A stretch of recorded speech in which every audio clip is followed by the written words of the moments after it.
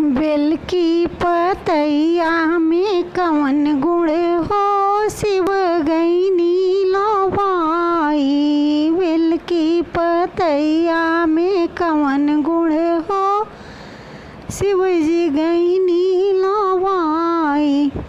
पूरी मिठाई शिव के मन ही ना भावे, पूरी मिठाई शिव के मन ही ना भावे। भंगिया के गोला में कवन गुण हो, शिव गईनी लोभाई। भंगिया के गोला में कवन गुण हो, शिव जी गईनी लोभाई। बेल की पतैया में कवन गुण हो, शिव जी गईनी लोभाई।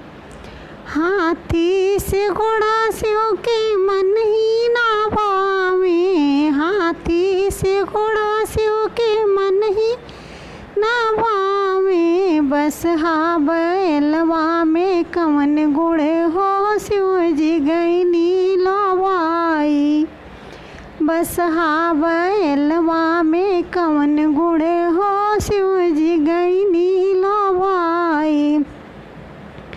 बेल की पतैया में कवन गुण हो, शिव जी गईनी लोभाई। बेल की पतैया में कवन गुण हो, शिव जी गईनी लोभाई। कोठाय टरी शिव के मन ही ना भावे, कोठाय टरी शिव के मन ही ना भावे।